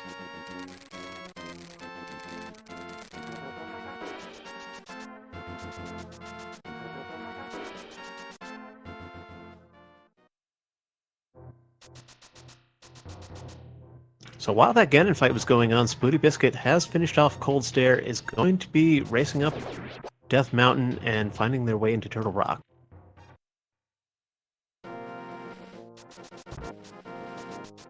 With the Ice Rod in hand, no worries about item locations, just all go, all execution.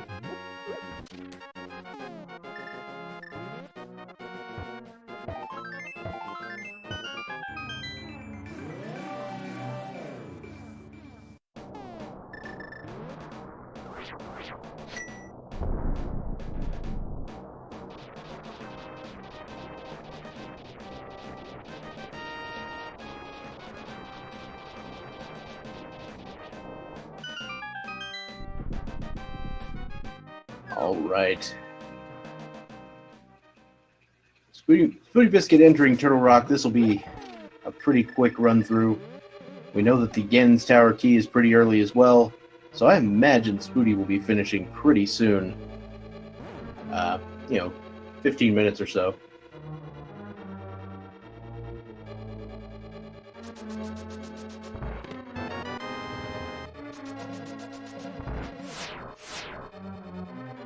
And, even if that puts the finish time, around 1:45 or so, that is still an incredible time for completing Aga, completing all dungeons, pulling Pedestal.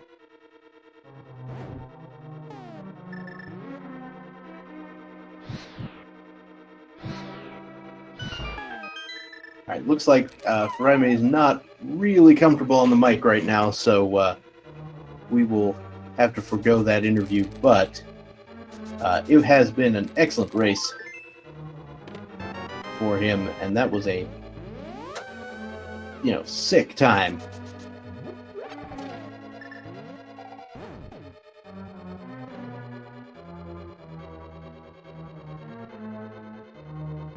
Let's see if Furaime joining us in chat.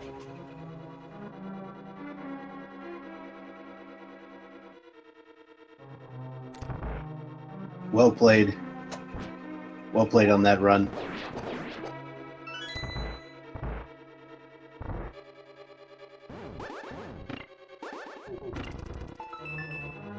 So if you're willing to answer some questions through the chat, I do have a few things I'd like to ask about. So,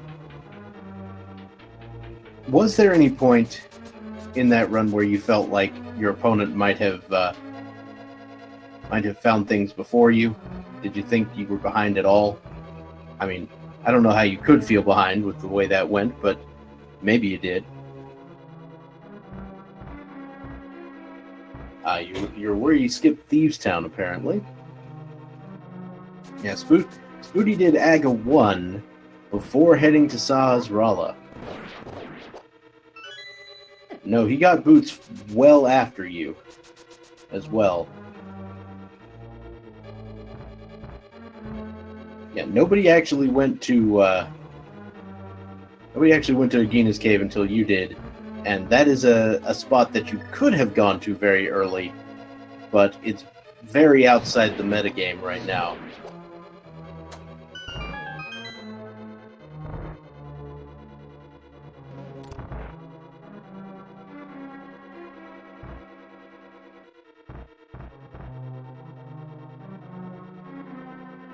Unknown Hat is a male upgrade.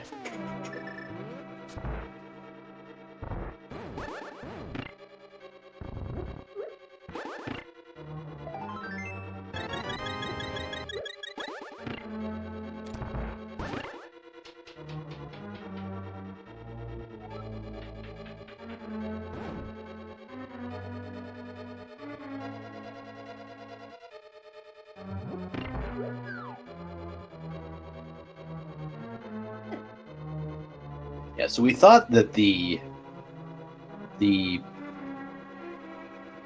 play for Aghanim might have helped Spooty a little bit because the bow was on the pyramid. We thought that there might have been some advantage there, but the fact that there was just so much more up on Death Mountain after getting that hook shot gave you the clear and ever-present advantage throughout this seed.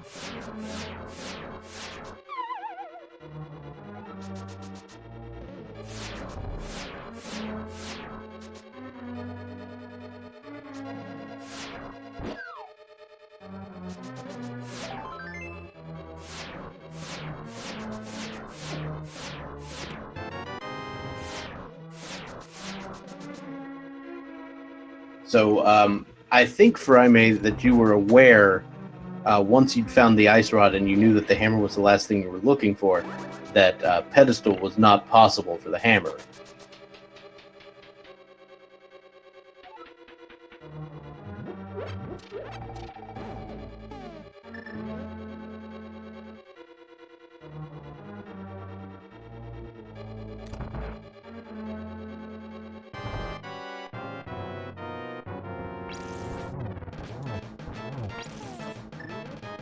So the Ganon warps in the third phase are controlled, but the Ganon warps in phase 1 aren't necessarily, and Furaime just kind of had a weird warp where Ganon just kind of stopped in the middle, and that caused him to take damage that he did not intend to take. I assumed you were aware of the logic of this game. Clearly you wouldn't be, in the position you are if you didn't have that knowledge. Alright, so SpootyBiscuit managing to get the 7th crystal there off Trinex, and we'll get ourselves a nice quick Ganon's Tower clear.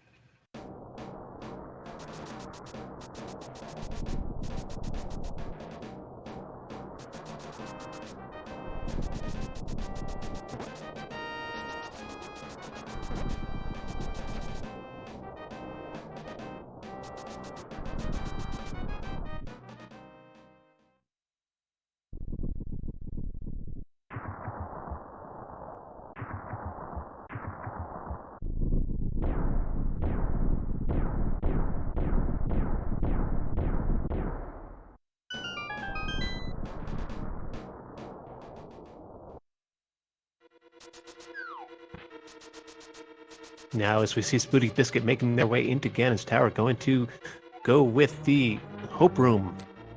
Checking those first 2 chests. Not going to find a key, and it's going to be shortly after that heading to the left side, where in the room north of the hookshot room, we're going to find the big key.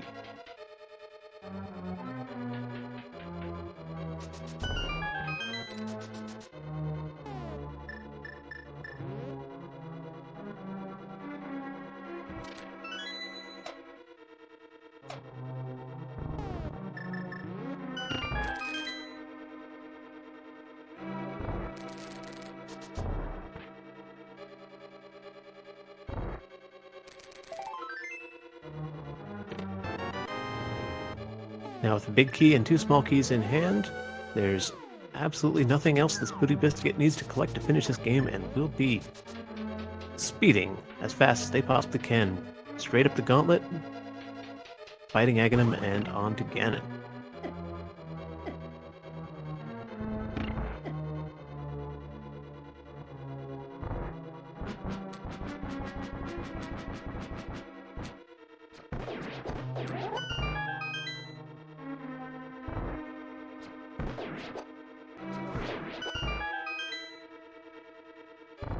Two very clean clears of the Mimic Room.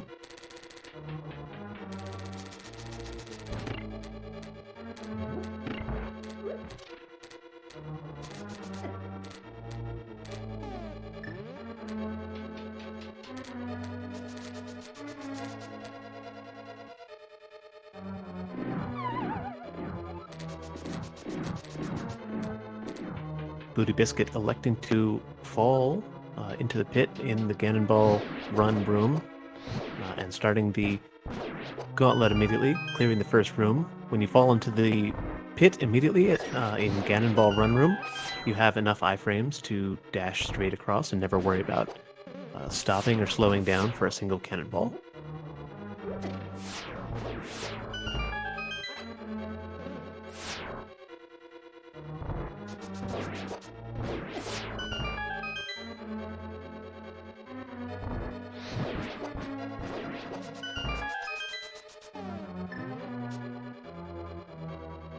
Through 3 more sets of gauntlet rooms, dashing right by the bunny beam, and now into Landmo 2.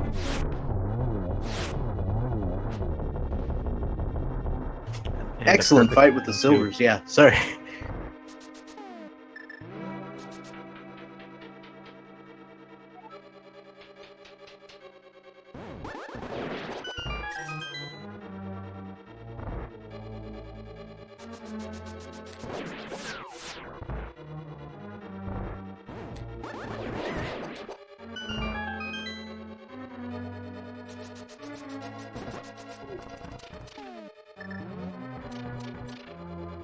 SpootyBiscuit having immaculate lineups as he makes his way through this gauntlet, from Landmo 2 through the Wizrobe room. Everything's been lined up just perfectly.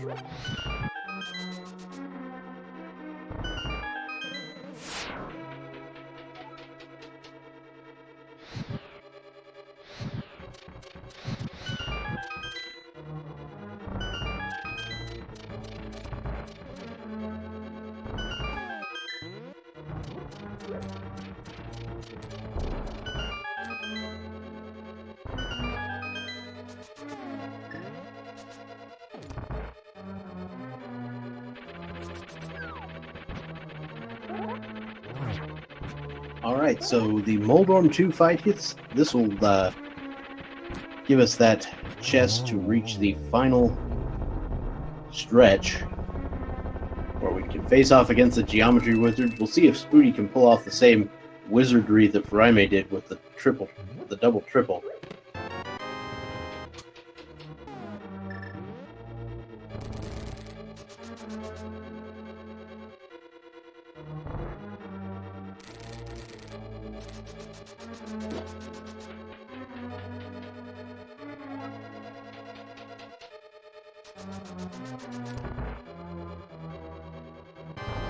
And so begins the Aga 2 fight.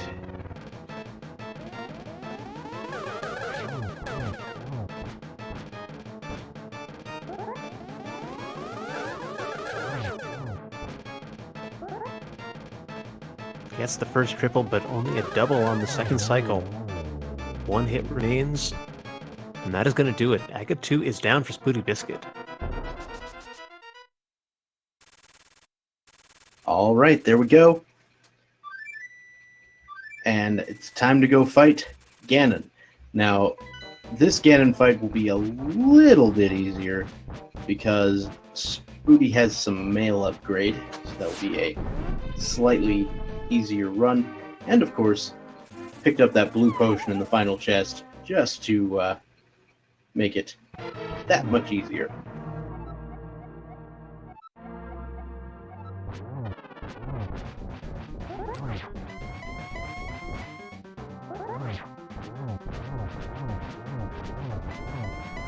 Yep, Spooty got that weird teleport too.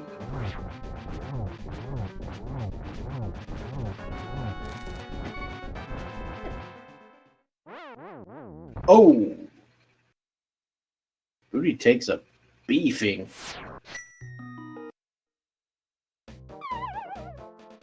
Yeah, 6.5 hearts going in, and Ganonhug and Blue Mail drops that immediately down to half a heart.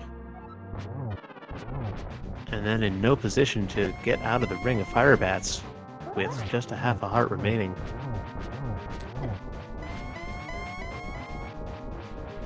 All right, Spooty, back to phase 2, looks like.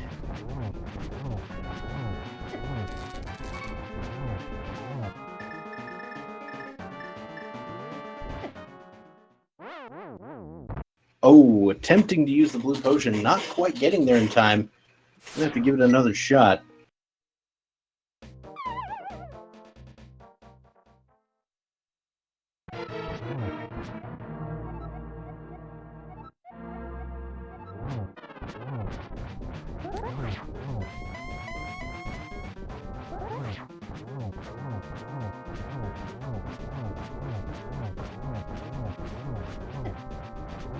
That time landing the one cycle phase 1. And getting a nice position for the phase 2 one cycle. And managed to fire off the potion just in time to heal up. It should be pretty golden for the final 2 phases here. Or tempered, I guess.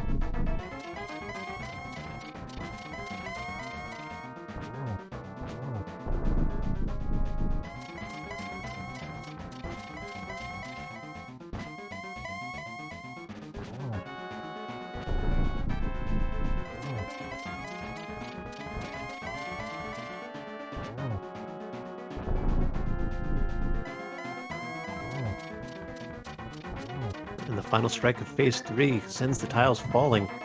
Ganon and Frozen in the top left corner of the room takes a single silver arrow, SpootyBiscuit setting up a torch glitch. Taking a fire bat to the face does not connect on the second warp, but freezes again and again and gets the second arrow. Now freezing again in the second in the middle of the room, setting up for a beautiful double to end it. GG for SpootyBiscuit. Get your GGs in chat, everyone. Indeed, well played, SpootyBiscuit.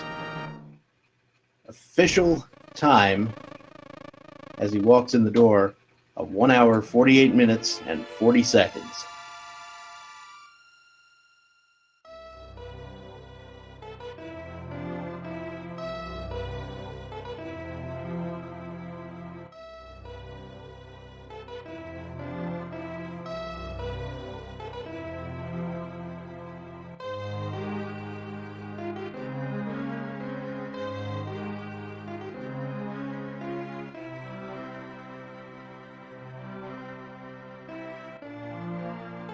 All right, we'll see if Spooty will join us.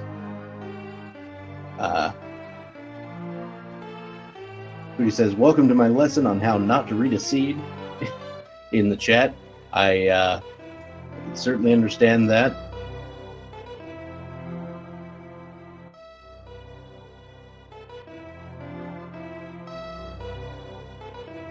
Yeah, well played, Spooty, and well played to once again Furaime. And both of you did an excellent job for this seed.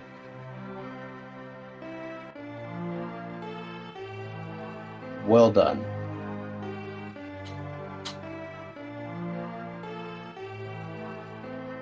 So the Moon Pearl was in Paradox Cave.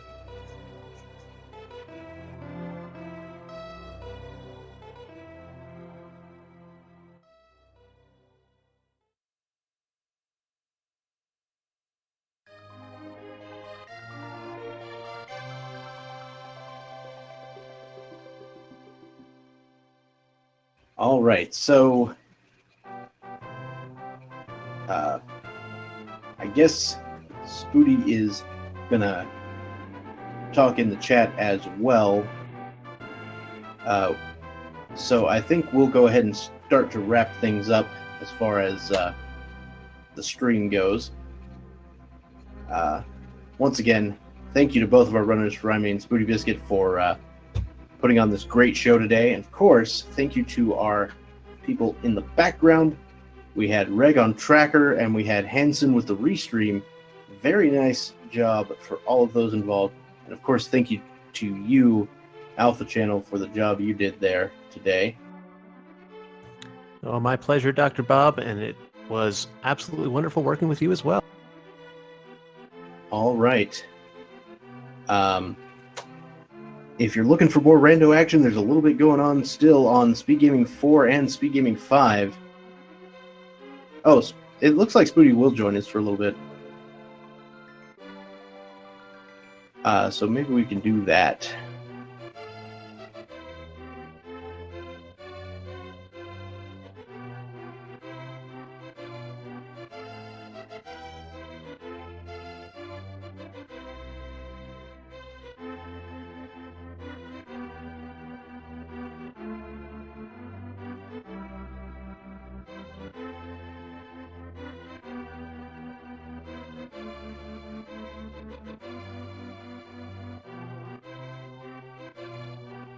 And while we're getting that set up, just want to remind all of you that if you're looking for more rando action tonight, there's a little bit going on Speed Gaming 4 and Speed Gaming 5. There'll be more rando throughout the week.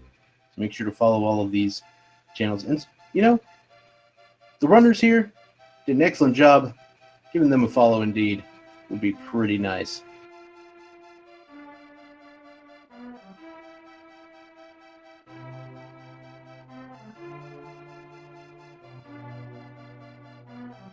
And we are now joined by Spooty. How you doing, Spooty? Well, been better. I can understand. Just, yeah, like I was saying in chat, if you want a good lesson on how to not read a seed, well, there you go. I hope I was a good instructor. Yeah, I mean, I could not have read that worse if I tried. I mean, let's be fair. I was kind of right there with you on the Aga play until we found the hook shot and saw Hazralah's hut, and I was like, well. Yeah, we're still 2 items off from Dark World Access. We needed Pearl and either Mitts or Hammer, and I'm like, well, there's Eastern over there, but I have the mirror, so I want to try and group that with Pod. It would be pretty easy to do that, and with it being 2 parts away, I feel like, this Aga has to get done sooner or later. One of those pieces is probably in the Dark World. Probably the Hammer and the Mitts. And then there was Hookshot and Sazrella. And, well, you all know where it went from there. Right. And of course, that Zora at the end, you probably had to feel like, okay, I have literally done the worst here. Well, I mean, I almost went into ice before doing Zora, so I could have done a little worse, technically. But true. There was a part of me that I held back on. Part of me was I am so behind here. I have to do something just go mode the remaining dungeons and hope Ice Rod's in Turtle Rock. I almost did that. But yeah, it's just a classic case of I feel like I'm not quite as strong on the execution front as my opponent, so I gotta play, I gotta take some gambles, and if a gamble doesn't work out, well, then I have to take more gambles to try and make up for that time. So then, after I realized Aga was unrequired, and then I'd wasted time doing Aga, I'm like, well, all the Ped dungeons are open, let's go to Pedestal, and yeah, it just spiraled out of control. It was pretty bad. And yeah, so the other thing is we had this whole thing about we knew the Hammer couldn't be there because the way Thievestown was laid out, but you were also still looking for the Ice Rod, so we were just like, yeah, this is a fine play. Unfortunately, it's not going to work out. Yeah, I mentioned for him, it was just as soon as Hammer came out of Mire, they were probably in go mode at that point. I'm guessing. Pretty much. Hammer was, in fact, their go mode item. So yeah, thank you very much, Spooty, for coming to talk to us here for a bit. I'm going to need to go ahead and wrap things up here, if that's all right. But thank you once again. And of course, thank you to my co-commentator and all the people behind the scenes. And I will just say that I have been Dr. Bobtastic. And I've been Alpha Channel. And we'll see you later.